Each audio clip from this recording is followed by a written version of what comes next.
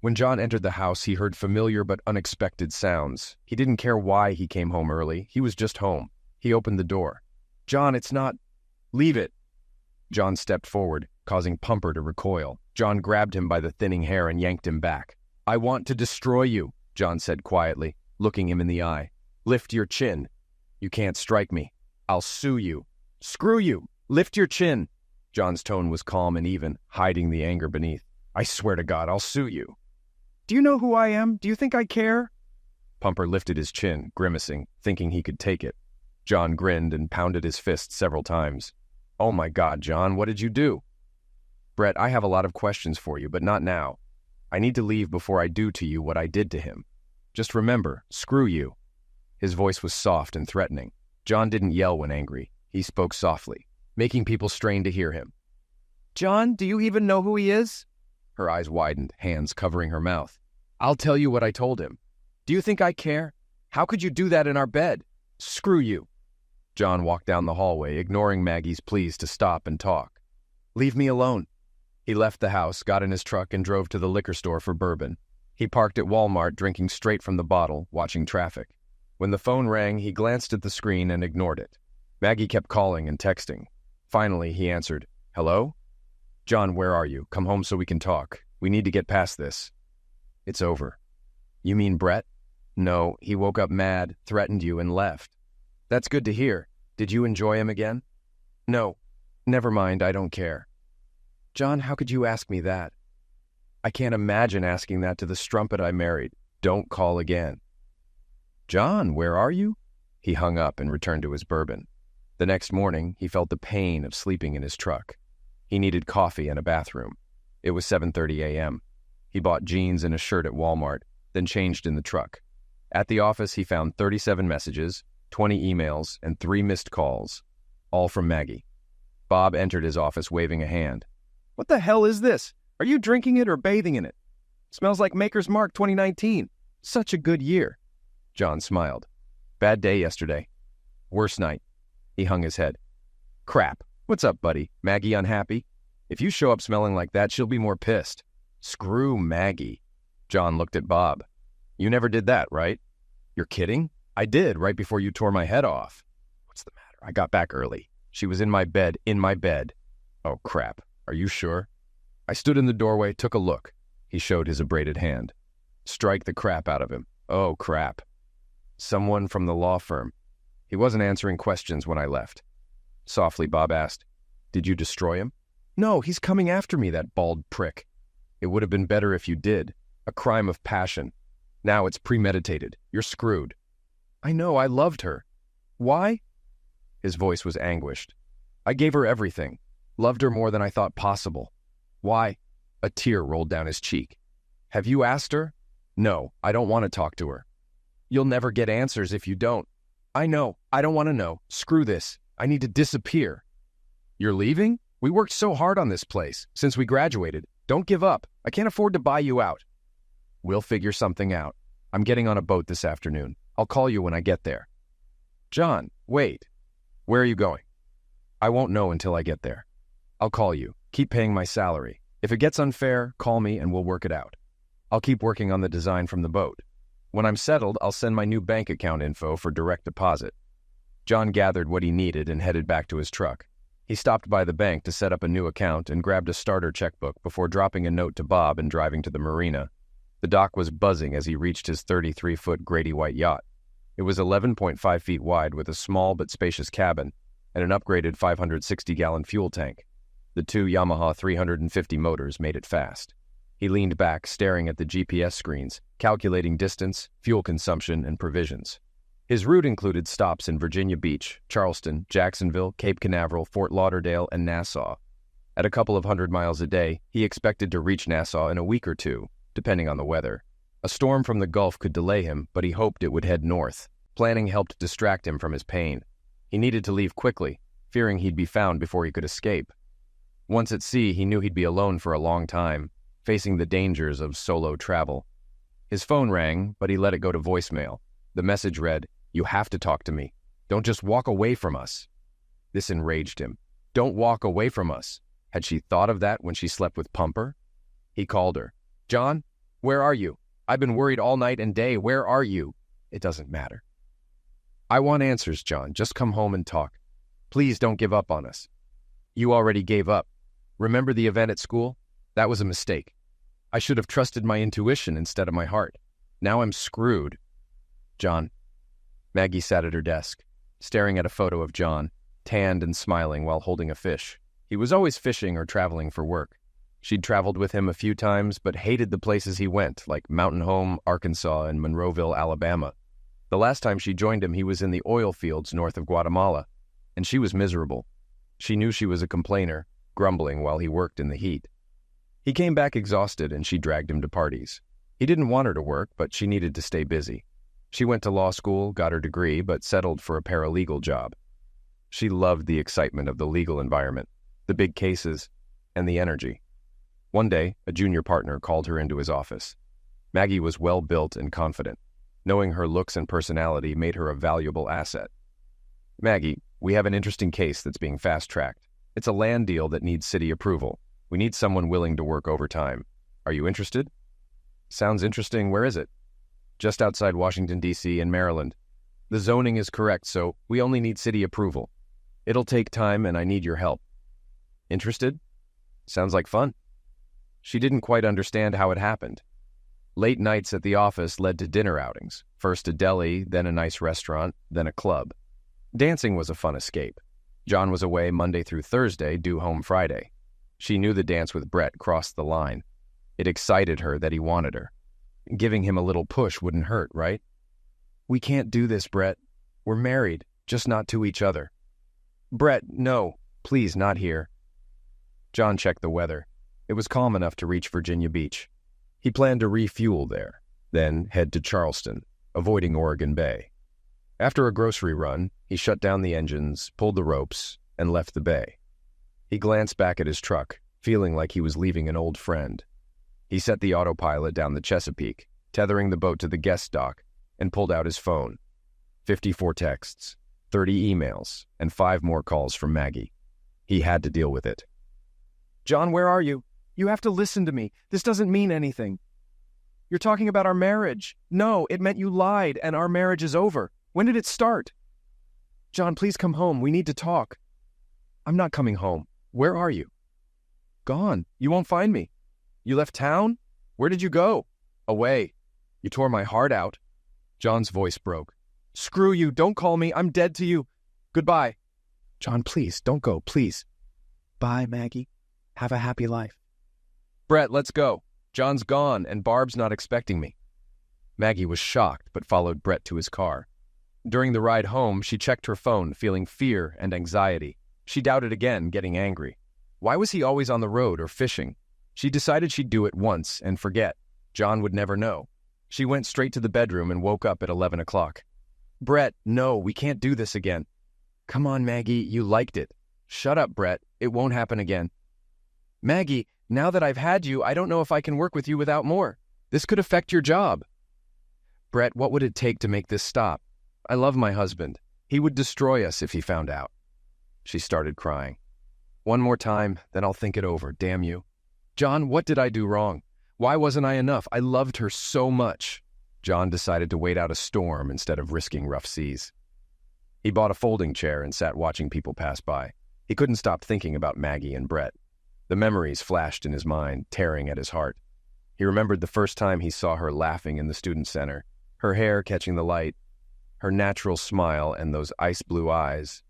She looked at him and smiled, making him blush. He gathered his things, thinking she was out of his league, but their eyes met as he walked past. Hi.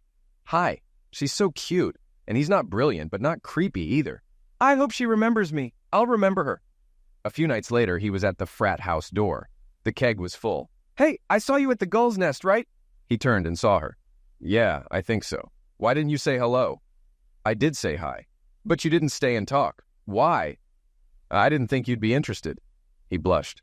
You don't talk much, do you? Not really. You're making this hard. You're very direct, he said, smiling. It's an art. She flipped her hair, laughing. John fell for that laugh again and decided he'd do almost anything to hear it more. She's out of my league. I should leave now. I should go. I have a test tomorrow. Wait, what are you studying? Engineering. I have a test on thermodynamics. I don't know what that is. I like engineering because it has rules that can be creatively applied.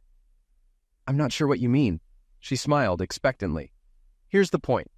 If I look at you from across the room, you're at least a 9. If you're smiling, a 9.5. Laughing, a 10. I'm a 5, maybe a 6. She laughed. Don't date someone more than 1 or 2 levels above you. The lower rung will suffer. I'm just that kind of person. Come on, you don't believe that. Absolutely. I worship you, convinced you don't walk on water to keep your shoes dry. I'm obsessed with school or projects. That's just who I am. He smiled, and she found it cute, almost boyish. I'm also absent-minded and sloppy. No, you're not. I just tolerate mess well. He smiled, blocking out the party noise. You'd start smiling less and not laughing at all. Then some great guy would find you, and you'd think you deserved better. Eventually, you'd hate me, and I'd leave heartbroken. We should skip to the end to avoid the pain. You're crazy, she laughed. In my mind, we had a relationship and we parted as friends. Have a good day. Have a happy life. He whispered in her ear, Goodbye, my love, and walked away. She stood stunned, watching him disappear into the darkness. She tried to follow, but couldn't catch him. 2 days later, he was reading in the student center when she, a bubbly blonde, approached. Hi, Mindy, this is my ex. We were happily married for a while until he lost confidence and left. Hi, ex. Hi, Mindy. He doesn't even know your name since you weren't married. Well, we might as well have been. What's your name? If I'm going to pine for a lost love, I should know your name. John. Maggie. She shook John's hand with a firm grip, yet her hands were incredibly soft. They talked until it got dark, noticing Mindy had left. Thanks for the time, Maggie. Have a good weekend. I'll be looking for you, John. If you asked me out, I'd probably say yes.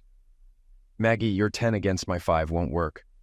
Looks aren't everything, and you're definitely above a 5. Now that I know how smart and sweet you are, a 10 doesn't fit. In my eyes, you're closer to a 10. Don't sell yourself short. You're tall, muscular, but not too much, and you have a beautiful face. Why do I scare you? She looked at him, noticing his unique brown eyes. When you laugh, my heart gets lighter. Your smile makes my knees weak. Even when you talk about boring subjects, I hang on every word. I'd do anything to make you laugh. She laughed, and he smiled thoughtfully. You don't talk about your problems and think about others. That's irresistible. I'm scared you'll break my heart someday, and it will be my fault. Did you just say you love me? Yes, I have to go now. See you later. John, wait. She called out as he crossed the room. Please don't make me beg. Just meet me for dinner tomorrow. He hesitated, then shook his head. I have a test Thursday morning. How about Thursday night? I can't Thursday, but Friday works. Sure. Meet me here at 6. She kissed him briefly and ran off. He watched her through the window, then noticed the guy next to him laughing softly. You're done, kid. She won. He leaned back in his chair. The rain wouldn't stop. Feeling cold, he went to the cabin, crawled into bed, and tears mixed with the rain on his face. He missed her terribly. He vowed never to make the same mistake again. John woke to sunlight streaming in. He made scrambled eggs and sat at the small table, remembering how much it hurt to think of Maggie. He looked at his phone and saw messages from his sons, Jimmy and Sydney. He hated that they were involved in all this. Jimmy had just graduated and was working as an intern. He called John, saying he didn't need monthly payments anymore and wanted to be independent. Sid, a scholar working on his doctorate, loved the sea like John. He joked with Sid about studying ocean engineering, knowing things rust in salt water. The thought brought the first smile to his face in days. Hey, Sid, I saw you called. Hey, Pops, where have you been? I'm on vacation, traveling. Mom's going crazy. Dad, what happened?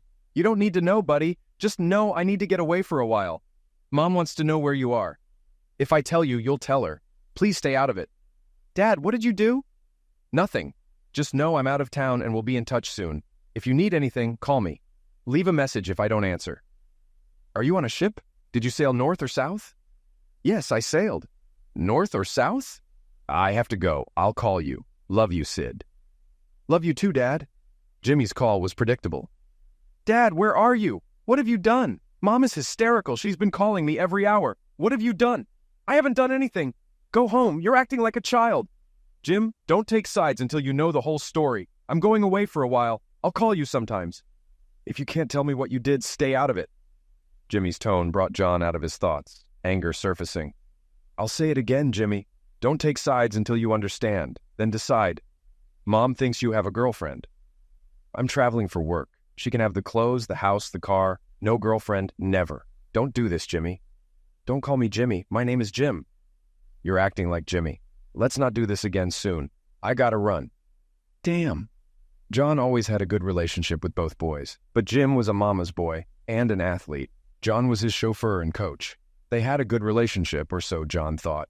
He knew Sid would be patient, but Jimmy would take sides quickly. A weather check between Virginia Beach and Wilmington, North Carolina, showed good sailing conditions. He had 3 days of calm seas before the next system. In 3 days, he should reach St. Augustine, then rest before heading to Palm Beach. It was going to be a long journey. He set fishing lines, followed the channel across the bay, and hit the open sea. South. Definitely south. On the open sea with autopilot on, memories spun in his head. She says you're the best thing in her life. Sitting on a low wall, Becky called, needing to talk. Becky, we had dinner twice, a movie, a picnic, and a barbecue. We kissed a couple of times, that's it. He met Becky at a barbecue, another perky blonde, Maggie's sorority sister. Maggie had given her his number. I know, but she says it was the best night of her life. She's good for you. Just make a move. Are you kidding? Are we in high school? She wants more than occasional Saturdays. Last question, why me? I see guys chasing her all the time. Why me? You're good-looking, funny, smart, and great at kissing. You should open a kissing booth. John laughed. I'll call her. We can talk, but it has to be a relationship. Becky laughed. Please call her. She's moping because she hasn't heard from you. Does she know phones work both ways? She could have called me. Becky glared. I'll call her. John met Maggie at the sorority house door. She was waiting on the stairs as he approached. Hi, Maggie. Hi, Becky. How are you? Hi, John. She turned to Maggie, brushing her shoulder as if removing lint. Don't be late, dear. I'll be waiting upstairs. She laughed and ran up the stairs. John, can we talk? Sure. Here? No, too many eyes and ears. Let's walk. As they walked across the field and sat on a bench, Maggie began. John, do you like me? Do you find me beautiful? We covered that before. Of course I want you. Every guy wants you. What's the problem? A Porsche drove by, and a guy leaned out. Nice, baby. Let's go for a ride. John smiled, and Maggie gave the guy the finger. That's the problem, Maggie. Every guy wants you. I need exclusivity. I'm not competing for your heart. John, I'm not interested in anyone else. When I saw you at Bogart's last week, it didn't seem that way.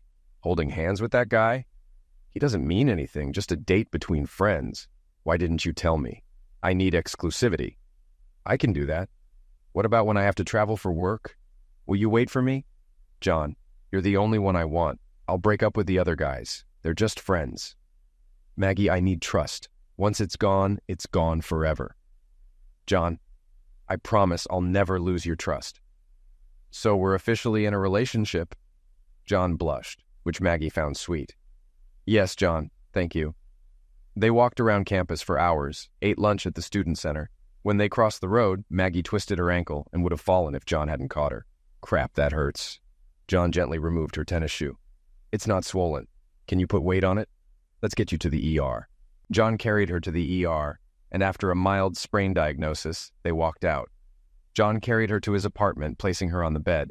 As he navigated the waves, he thought about Maggie, tears in his eyes. After refueling, he parked for the night, got a folding chair, and sat on the deck with a bottle of whiskey. John was too hungover to sail the next day, so he stayed on the yacht. His phone vibrated until it almost fell off the table. Finally, he answered. Hello? John? Where are you? Why don't you want to come home and talk? It's not my home anymore. I'm not coming back. John, please don't do this. Please, it's not... Don't say it didn't mean anything. It was just one time. I hate being a cliché. Just one question. Why? John, please, I love you. Can we forget about this? Maggie, remember when we started dating? You said you were breaking up with Tim, but it didn't look that way. This is worse. You broke my trust. Answer my question. Why? John, it was a mistake. That's the first true thing you've said. It ended our relationship, our marriage, and our happy home. Remember? John's anger grew along with the discomfort in his stomach. Haven't I always given you everything? A house, car, clothes, jewelry. I thought our life was good. You never complained, and now it wasn't enough? He heard sobs through the phone. It's not you, John, it's me. Screw you. Why, Maggie? Just tell me why. John, come home, tell me where you are, and I'll come to you. Let's just talk. No, I need to know why. I don't know, John, it just happened. If we can't figure out why, how can we avoid it in the future? I'm done. Goodbye, Maggie. Please understand this is the end. No, John. He pressed the end button. Those early days of their relationship flashed back. He should have seen it coming. She'd promised to break up with others, but how many had there been? The memories played like a movie, her laughing with Tim, holding his hand. John stepped out of the shadows. Hi, Maggie. Her face told him everything. They'd promised exclusivity, but this wasn't it. John, this is Tim. Nice to meet you. Tim extended his hand, but John didn't reciprocate. Sure. It was good to see you, Maggie. John turned and walked away, wanting to punch something, but couldn't. John, wait. Sorry, I don't have time. Maggie was torn, planning to break up with Tim, but hadn't yet. Tim looked confused as John walked away. Who was that? Tim asked, uncertainty on his face. That was John. I wanted to talk to you about him. What do you mean? He's my boyfriend. Then why are you here with me? I wanted to tell you face to face, maybe over dinner. I don't blame him for being mad. Bye, Maggie. Tim, wait. John went to the library but couldn't focus. He gave up and went home. Hey, you're here. That girl you were talking about keeps calling every 20 minutes. The phone rang. I don't want to talk. What should I tell her? Tell her I'm not here and to stop bothering you. What did she do? Run over your dog? Hello? Ray answered. No, he's not here. I don't know where he is. He's not here. Ray hung up and smiled at John. Let's go get a drink. I'll buy the first 3 rounds. Ray pulled John into bed late at night after listening to him talk about Maggie. Once John got drunk enough, he started sharing everything about how he met her, their dates, and his feelings. Ray was relieved when John finally calmed down. A good drinking session couldn't cure everything, but it helped. John left campus after his exam and spent the week at home with his parents. His dad had gotten him into yachting with their 32-foot Nicholson yacht. John loved the sea, the wildlife, and cruising after dark with dolphins chasing the boat. He loved the night sky near the shore, where stars were so bright. He regretted not sharing this with Maggie. Maggie was waiting for him when they docked. How did you find me? I didn't want you to. I looked for you. When Ray said you were gone, I saw an envelope addressed to you. I went to your house and spent the day with your mom. I told her what happened. She said you'd be back today. I was afraid I missed you. She warned me not to expect a warm welcome. Said you don't open up often, but knew something was wrong. It's not like you to drop out of school. She was right. I don't want you here. Why not, John? I told you I was ending things. I said it would take time. Did you sleep with him? Why are you asking that? No, I didn't sleep with him. Not this time. You know I'm not a maid. We agreed to be exclusive, and I've kept that promise. Tim didn't get that. He left me in the restroom. I never saw him again. John, he's gone. You're all I need, please. He was about to leave. Seeing you with him hit me hard. I'm not competing for you, Maggie. It's either right or wrong. If you love me, you won't be with anyone else. If I find out you are, it's over. I came here to show I'm serious about us being exclusive. It meant nothing. I understand how it looked, and I'm sorry. It won't happen again. Can we go back to how things were? Please don't leave. Maggie, if you were honest, I could maybe get over it. But finding out like that made it seem like you were hiding something. I won't put up with that. He shook his head, thinking if life would be better with or without her. Things had been cold between them, but Maggie kept trying, and eventually John warmed up again. Their relationship began to grow. John sipped the warm water. Why didn't I get the hint? Has she been seeing others all this time? Was our marriage a farce? He got up, prepared to head out to sea again, buying provisions. That night, he struggled to sleep with questions running through his mind. The next morning, he set off for Georgia, then Florida, and finally Nassau. Oh, crap, Maggie. What am I going to do? Maggie wailed to Becky. I've lost him. I've lost everything. Maggie, why did you do this? What were you thinking? You gave up a 30-year relationship for an idiot. How will you explain that to the boys? I'm not going to explain it. How can I? Another bout of tears. She cradled her face, tears streaming down. Have you talked to them? Not really. Since I told them he left, I keep calling to see if he's contacted them. He's only called Jimmy once, and Sid hasn't said anything. So, to them, John just left you for no reason? Do you think they won't wonder if John did something wrong? Are you willing to let them think that and do nothing? You don't deserve him. You know that, right? I was good. I just stumbled. You make it sound like you slipped on a banana peel. You slept with him in John's bed. What were you thinking? Do you think John will ever forget that? Maggie looked at her, understanding dawning. If you'd had fun with him in the car and went home alone, maybe. But you brought him to John's bed and he found you. How can you explain that? You broke the nicest guy I've ever met. He was a coach, gave everything to you. Do you know how many women threw themselves at him? He was always polite but firm. No meant no. And you threw that away. I have to do something, Becky. I have to show him I love him. You can try, but I'm not counting on you. If you can get him to talk, if you can beg, crawl, and be the best wife ever, it might liquidate him. And you have to deal with the boys. If they blame him, it's all over. Do you get that? I've messed up everything. He has to talk to me. He has to. John was sitting on the cockpit floor, a pump in his hand, wearing uniform shorts and a tattered t-shirt. His tan had darkened under the Caribbean sun. Hi, I'm Sarah. Hi, Sarah. Without looking up, he noticed a locking ring on the case.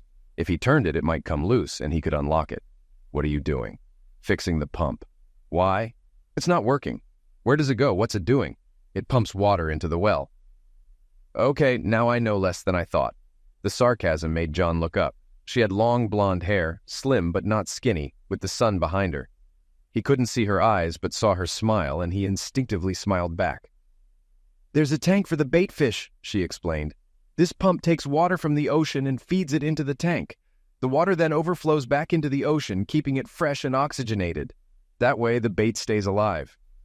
It was the longest conversation he'd had in weeks. That was nice. What was nice, Sarah? John asked. You explained it well, not like I was stupid, thank you. You're welcome. You don't talk much, do you? Not usually. Can I come aboard and take a look? Sarah, can I help you with something? I'm trying to fix my pump to go fishing. I'm sorry if I'm bothering you. My parents thought swimming here would be good for me, but it just reminds me of bad things. John saw the pain flash across her face. If you want company, I'm not the best choice. I try not to think about bad things. Are you here alone? Where's your family? John shuddered. The ex stayed home. The kids are grown. You came here alone on this boat? Yeah, I need to buy a new pump. Stop by later if you want. Can I come with you? Where? To buy a pump. Sure, but I need to stop by the provision store. Will you wait for me? I need to tell my mom. Sure. John watched her run to a 60-foot sailboat. She looked like she was in her early 20s. A man peered out of the cabin, and John waved timidly. The man didn't wave back. When she returned, John noticed she was actually in her early 30s, with small crow's feet and creases at the corners of her mouth. Do your parents mind if you come with me? They're just overprotective. I didn't have the best time before we came here. I'm sorry. They walked in silence, the steel drum music growing louder as they approached the marina office. There was a tiki bar with a sandy floor. John asked, would you like a drink? That would be nice. Are you sure you don't mind? No, I haven't talked to anyone in weeks. What do you need right now? A glass of white wine? John smiled. They sat at a table away from the bar. The afternoon breeze picked up, easing the summer heat. So, John, how long have you been here? What's your story? I went through a rough divorce, and my parents brought me here to get away. They rented a boat to escape our problems. She laughed, a mix of musical and sad. Her teeth were dazzling white, and her eyes a soft green. What's wrong with that? They care about you. A bad divorce, and I'm stuck on a boat with my parents who've been in love forever. It reminds me of what I'll never have. I love them, but it's hard. A tear rolled down her cheek. I'm sorry to dump this on you. I have to go. Sarah, please don't go. I understand more than you think. She can't be old enough for all this, John thought. John, I'm almost 30. It all came crashing down in 15 minutes. I left and never went back. I'm so sorry. Are you divorced now too? No, didn't go through that process. Have you talked to her? What happened? I talked to her a few times on the way here. Mostly questions from me, not many answers. It took a week and a half to get here, and I've been here almost a week. Sarah leaned back and looked at John with an expression of sadness. It was the most caring look John had seen in months. John, do you want to talk about it? Maybe someday, but not now. When are you coming home? We have 2 weeks left, but maybe sooner. Dad had trouble steering, and Mom and I don't know much to help. Your dad must be really frustrated. John checked his phone. 23 unread messages. He opened the marine weather app.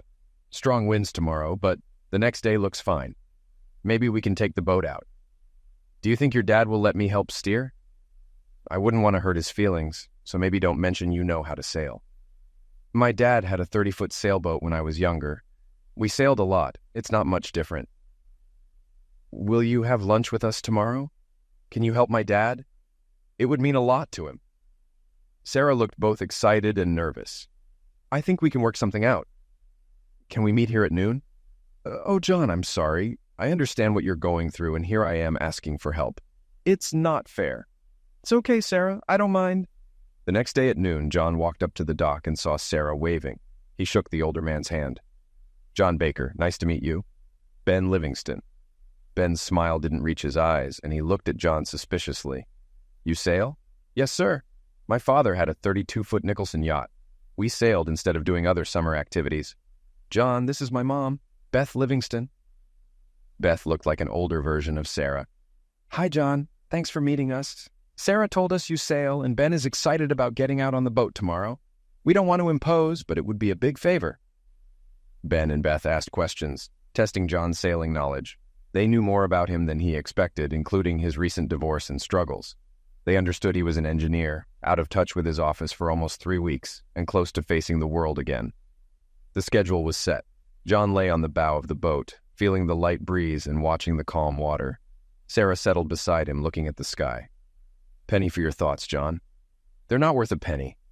I'll probably have to pay you. You've made my dad happier than I could have imagined. He's better off than he thinks. I just gave him confidence. What will you do now? I think my break is ending. I need to contact the office, sort things out with my kids, and start dividing things with her.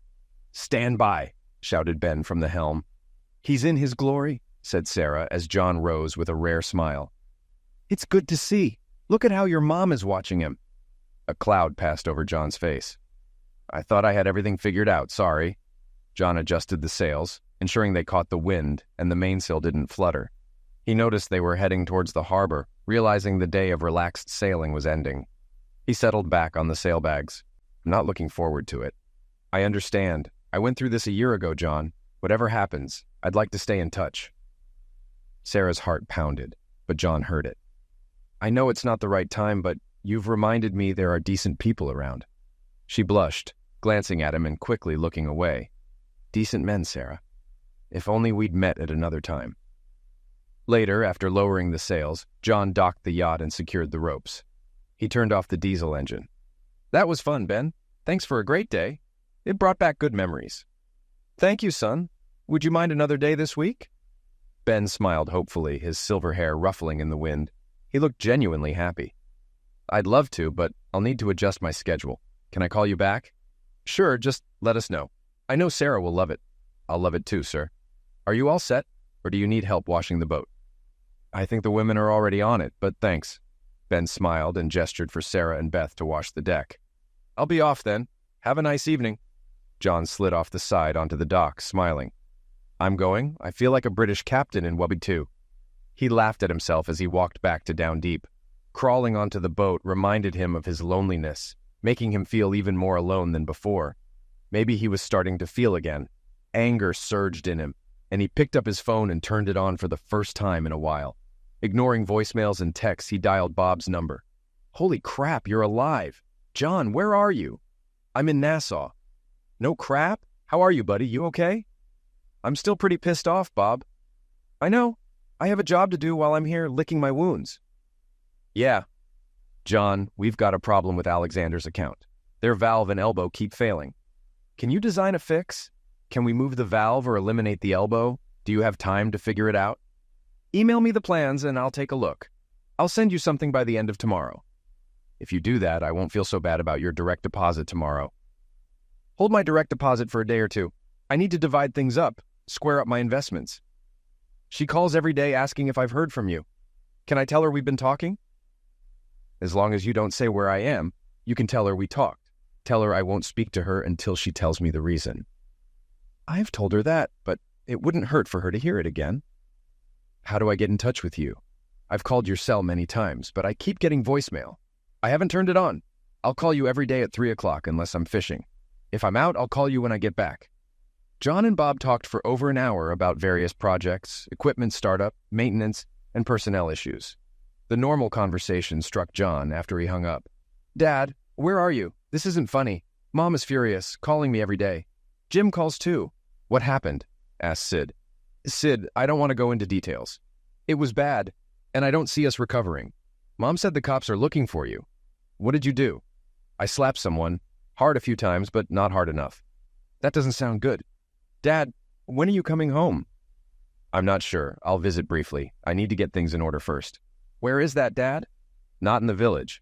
I'll tell you once things are settled with your mom and you can visit." "Jimmy's furious. He said your last conversation didn't go well. He wants to know what you did to Mom. She won't tell us. Just cries a lot." "He'll get over it, and so will she." "Come on, Dad. Just tell me what's going on. Please. Just know that I'm fine and I'll be back soon. I'll let you know when I get there. Maybe we can have dinner." "Kristen will be happy to see you too, Dad. Tell her I said hi, and I'll call her in a week or two." John ended the call, pulled out a chair, and uncorked a new bottle of whiskey. John woke up to Sarah tugging on his arm. "Come on, John. You need to go to bed. You shouldn't be here. Not right now. I'm not a good person." "Bullcrap. Get up, go to bed, and we'll talk in the morning. You know you're beautiful, right? In your condition, everyone is beautiful." "Not everyone." Sarah smiled as John stumbled down the steps to the cabin. She laid him on the bed, pulled the covers over him, and kissed his forehead as he began to snore. "We'll talk in the morning, John." She watched him for a few minutes before quietly leaving the boat. John woke up trying to count his recent hangovers. For some reason, it seemed important. "John, get up. I've got eggs and bacon for you."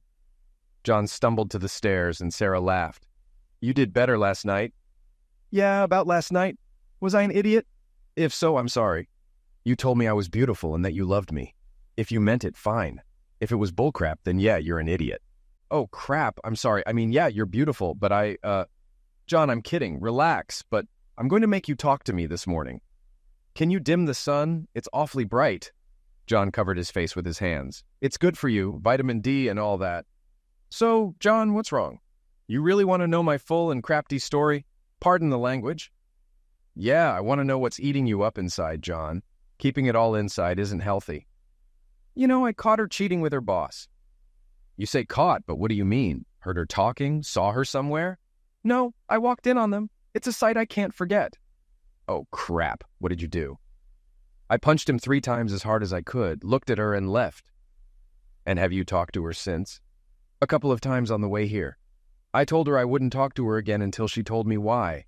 She didn't answer, so I haven't spoken to her since." "You look like you're in pain.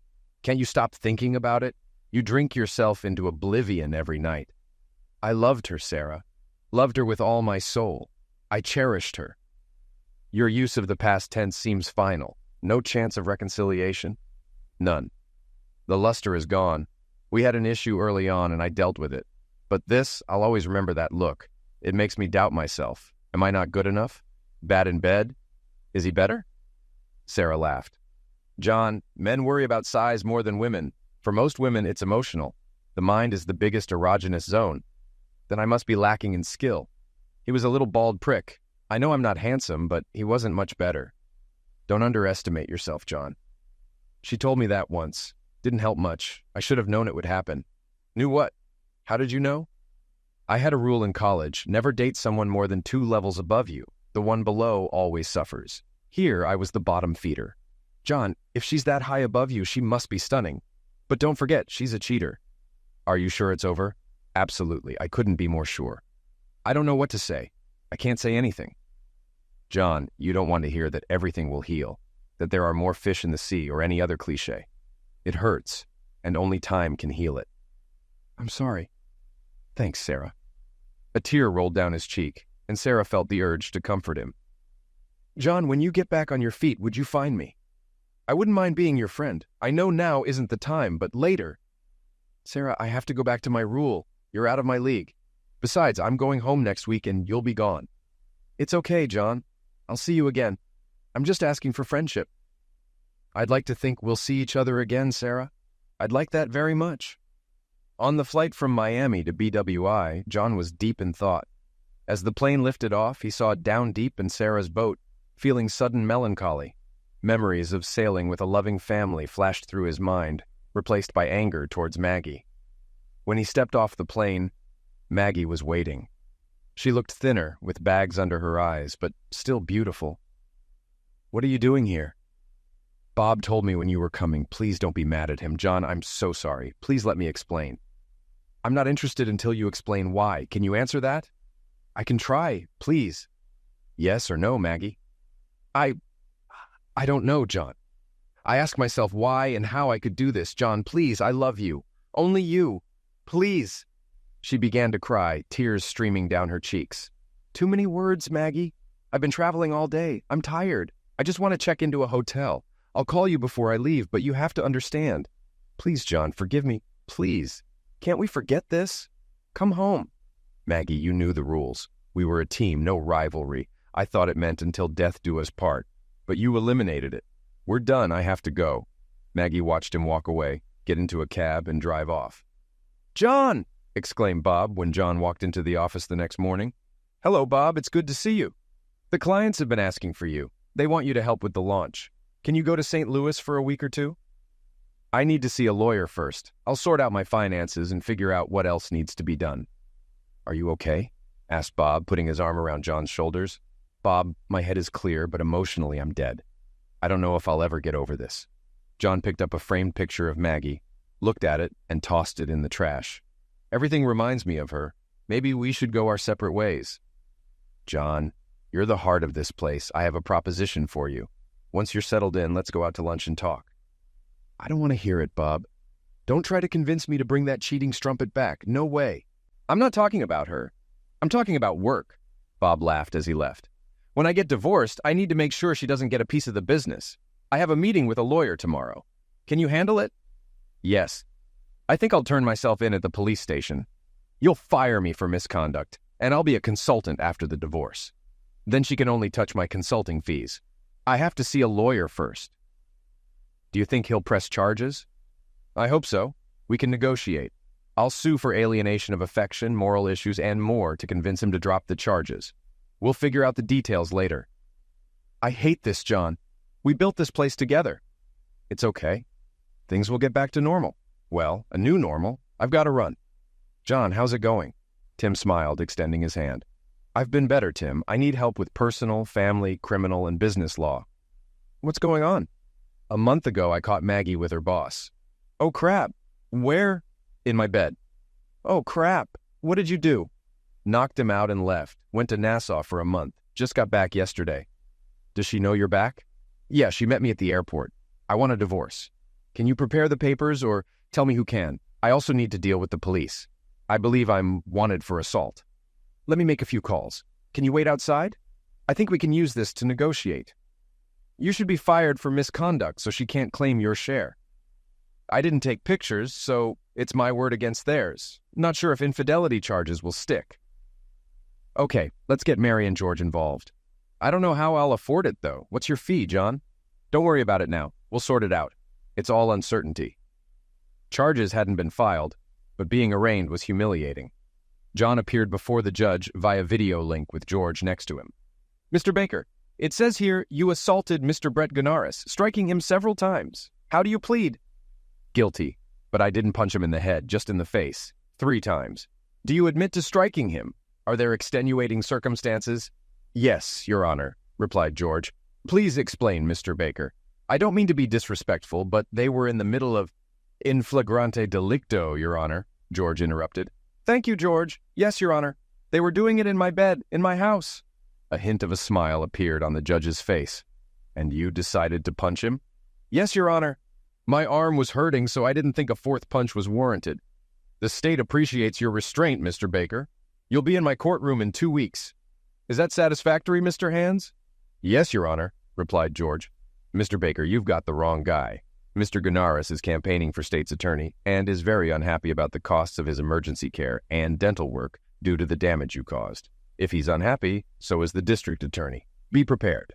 She smiled at John. "Thanks, Your Honor. We'll be ready," George answered for him. "Oh, and Mr. Baker, please don't punch anyone else." "Yes, Your Honor." "You are released on your own recognizance. Don't leave the state, Mr. Hands. You're responsible for ensuring your client is in court at the appointed time. You are free to go." "Yes, Your Honor, he'll be there." As George and John left, George muttered, "My God." She smiled. I've never seen her smile before. She seemed nice to me, George. She's never been called nice, more like hung Harriet. That'll be interesting. The next day, John received termination papers by courier stating that the partnership was dissolved on moral grounds due to his arrest and pending sentencing.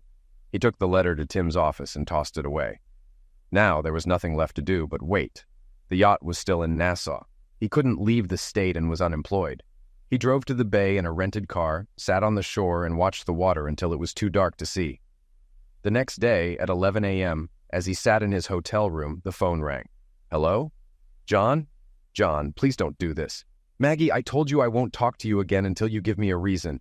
I didn't mean for this to happen, it just did. We were working, had a drink, went dancing, and then it just happened.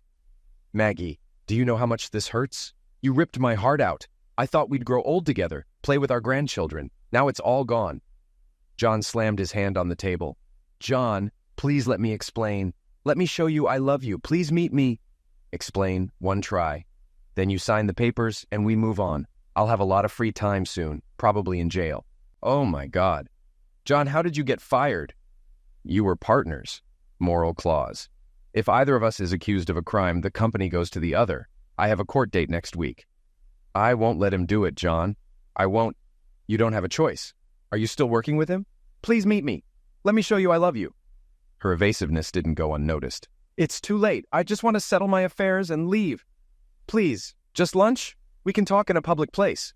Okay, tomorrow at Deluige in Little Italy, noon. Okay, John, thank you. I love you. Don't say that.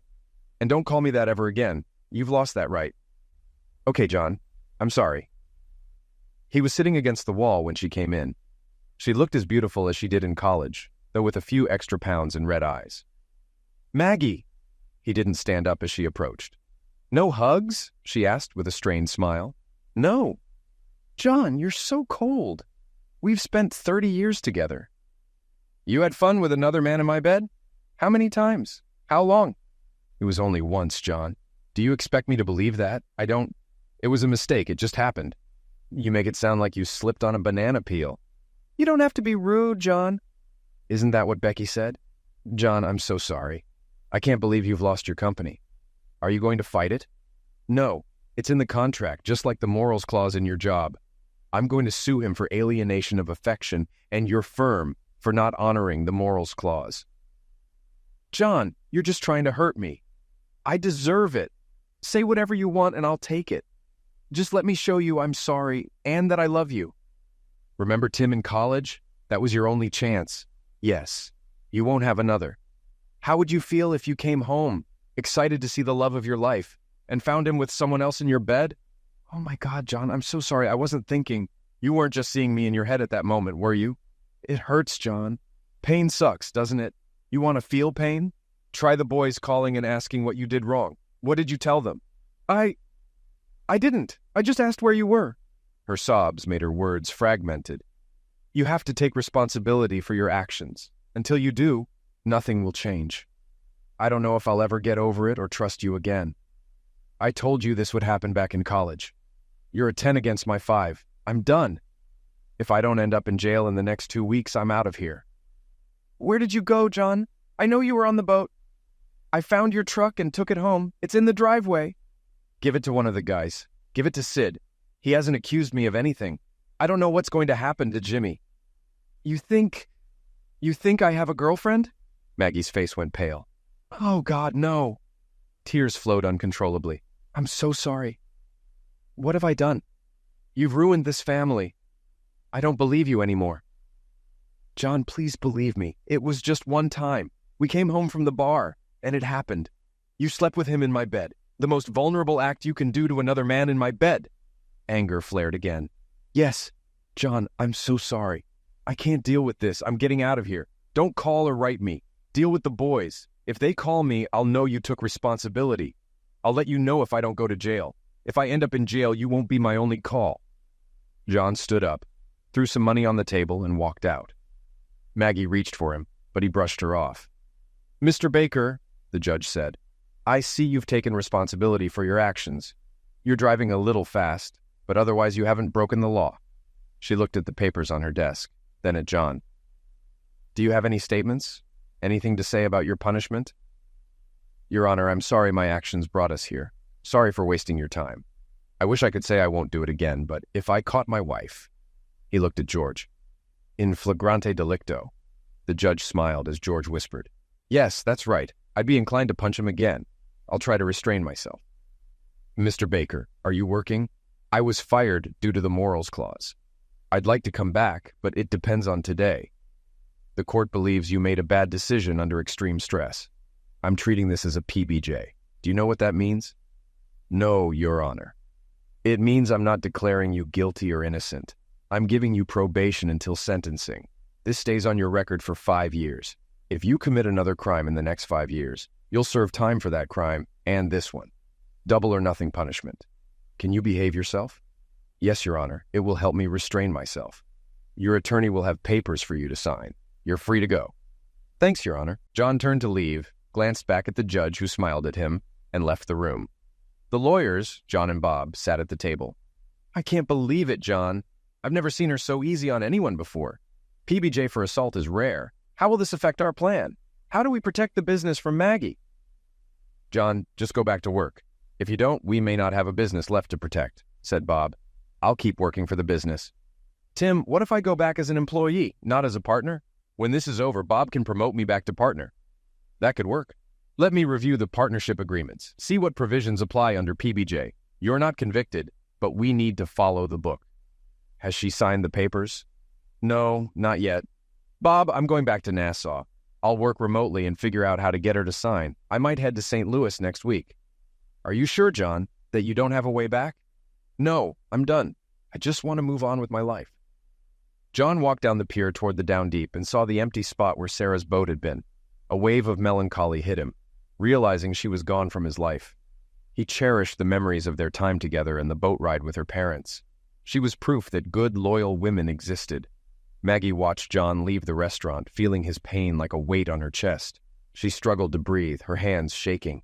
She wanted to hold him, to make everything better as she had in the past, but she knew it was truly over. She kissed John in her mind one last time, feeling his warmth as tears flowed from under her sunglasses. Mom, really? Are you kidding me? Jimmy asked. You got caught in Dad's bed. Do you know where he is? No. I tried calling, but he won't answer. I think Sid knows, but won't tell me. Mom, I'm so mad at you. I can't believe you did this. I still love you, Mom, but I don't understand how you could do that to Dad. I have to call him. I hope he takes my call. He's out of the country, Mom. He doesn't want to talk to you or Jimmy. Sid answered the next call. Sid, please make him talk to me. Give me another chance. Are you still working with that guy? Yes, I have bills to pay, a mortgage. Find another job, Mom. Unless this guy means nothing to you, you're ready to leave the family. If not, the family will leave you. Sid, why are you being so rude? I'm not the one who screwed up, Mom. You did? Oh my God, I really screwed up, didn't I? Maggie hung up and sat at the kitchen table, her head in her hands, until dark. She moved to the bedroom and lay on the bed, unable to understand why everyone was so angry. It was just one slip-up, she thought. Tears flowed as she hummed the tune of a Cheaters song, stuck in her head. The storm crossing the Atlantic was the 5th named storm of the season, expected to reach hurricane strength by the time it hit the Virgin Islands. It would impact Puerto Rico, the Dominican Republic, and possibly the Carolinas later in the week. Residents in the path were advised to prepare for winds up to 140 miles per hour and storm surges of 4 to 7 feet. John had 2 days to prepare for the storm. He planned to tie up the Down Deep and noticed many boats had already left for storage in the U.S. He began tying down the remaining boats, ensuring the ropes were secure but loose enough to withstand the storm. Marina workers joined him. Hey, what's up? One asked. Trying to secure the boats before the storm. I need more and longer ropes, and a dinghy would help. Why a dinghy? I want to stretch the rope across to keep the boats off the dock and run a fishing line to stabilize them. I'll get more rope. What's your name? John? Yours? Jose. I think that's Spanish for John, right? He smiled, and John smiled back. Yeah, I think you're right. They shook hands, and Jose brought 5 more men with him and a wheelbarrow full of ropes. They spent the day and a half tying the boats. The sky was clear, and the sound of waves echoed from the shore. John, where will you stay during the storm? Jose asked. I'm hoping for a room at a nearby resort. You'll stay with me and my family. It's safe. We've been through many hurricanes without injury. It's not big or fancy, but it's fine. Thank you, Jose, but I don't want to inconvenience your family. Jose smiled his crooked smile. You won't bother us. You'll stay with us. He nodded, and it was settled. Let's get the house ready. John entered Jose's house, a simple cinder block structure with a tin roof. They had driven uphill, which John found comforting.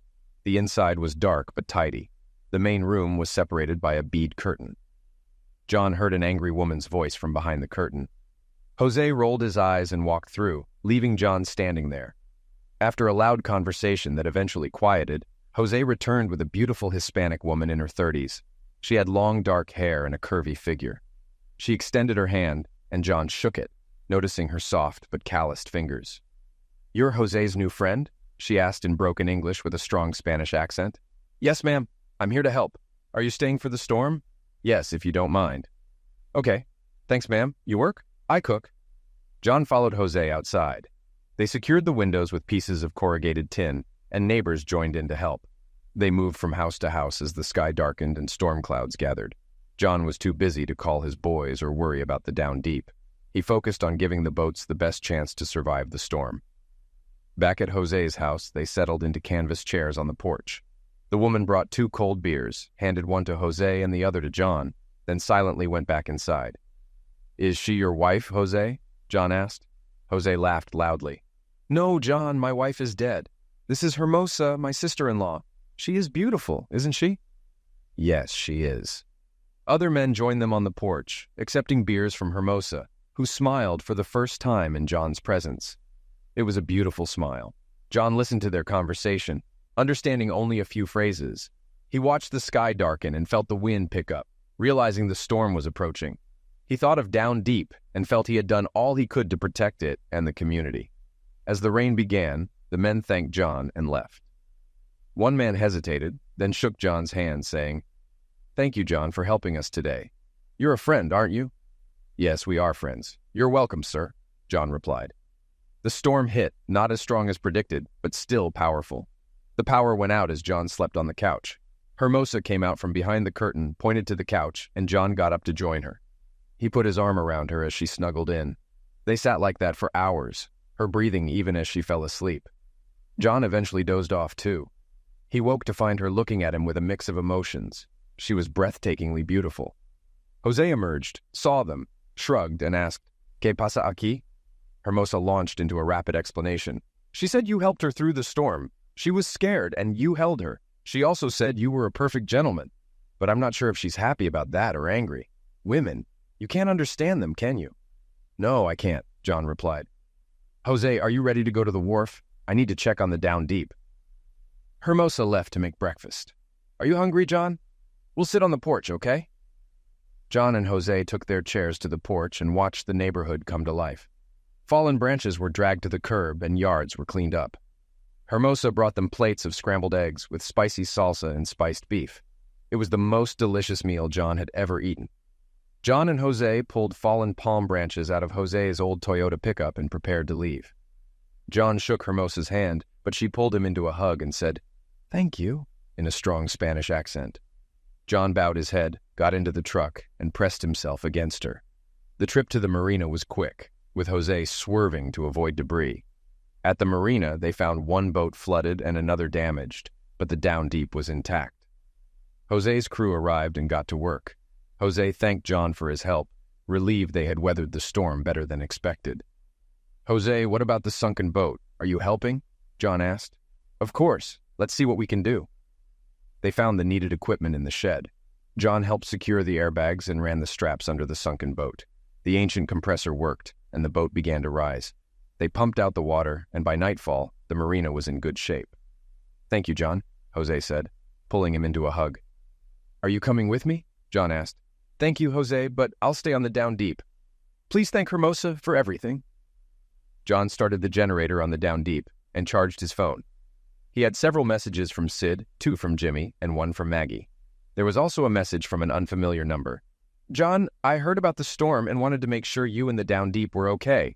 I'd love to hear back from you. Sarah." After assuring Sid he was okay, he called Jimmy. "Jim, hi, I saw you called." "Yes, Dad." Sid was really worried about you. I'm sorry, Dad. Mom told me what happened. I'm sorry I blamed you. It's okay, Jim. I told you not to take sides until you knew the whole story. I know, Dad. Can you forgive her for the sake of the family? Jim, I can't. She destroyed my trust. I can't go through that again. Maggie sat with Becky, worried. Oh my God, Becky, he's out there in the boat. I hope he's all right. Maggie, he knows what to do. If anyone can get through this, it's John. What are you going to do? There was a knock at the door. Maggie answered it. Are you Margaret Baker? Yes. May I see some ID? Oh my God. Am I being served? Becky, he's really divorcing me. You've been served. Maggie took the envelope, sank onto the couch, and whispered, No, I'm so sorry. It was just one time. It didn't mean anything. Maggie, it meant something to John. 2 days after the storm, John was on the deck fixing the pump. What are you doing? Asked Sarah, standing there in a pink and white striped shirt. Sarah, what are you doing here? He walked to the side of the boat. I heard about the storm. I wrote you but didn't get a reply. May I come aboard? Let me get a chair. Where are you staying? I'm glad to see you. I don't know where to stay yet. The hotels aren't all open. I came straight from the airport. I'm sorry, John. That was stupid. What do you mean, stupid? I thought I'd never see you again. I couldn't bear the thought of you needing help. I'm sorry, John. I shouldn't have come. Sarah, the time we spent together was special. You're an amazing woman. Let's figure something out. Jose will help us. It's okay, John. A tear rolled down her cheek. I'm going back to the airport. Let's talk to Jose first. Hold on. John leaned over, kissed the top of her head, and went to find Jose. The next week, John and Sarah fished, sailed, relaxed on the beach, and spent time getting to know each other. When John left for St. Louis, they flew to the mainland together. Over the following months, they talked on the phone often. John rented a house on the island and set up an office. He arranged with Bob to return to the office for a few days each month, travel directly to clients from Nassau, and do his design work online. Bob promoted John to shareholder, and they opened an office with 5 engineers and support staff, working on island projects. Maggie agreed to the divorce terms. She kept the house, and they split the liquid assets equally. Maggie sued the law firm for maltreatment, resulting in Pumper being fired. He struggled to find work, and eventually left the area. His claim against John was dismissed, and John received a settlement from the firm, which he set aside for future grandchildren. Sarah and Maggie met one sunny afternoon when Sid and Kristen, along with Jim and Courtney, visited. John sat on the porch of his rented bungalow, rocking his first grandchild in a sturdy chair. Maggie watched from the foot of the porch stairs.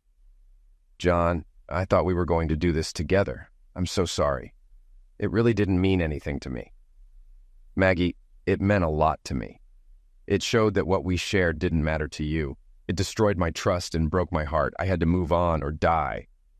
Hey, baby, Sarah said, coming out with a tray of iced tea and a soft drink for the baby. She looked at Maggie, then at John, and back at Maggie. Hi, you're so beautiful, just like John said. I'm Sarah. Maggie's shoulders slumped and a tear rolled down her cheek. I hope we can be friends, Sarah said, extending her hand. Hi, Sarah, I hope so too. Take good care of him. He deserves it. You're a very lucky woman.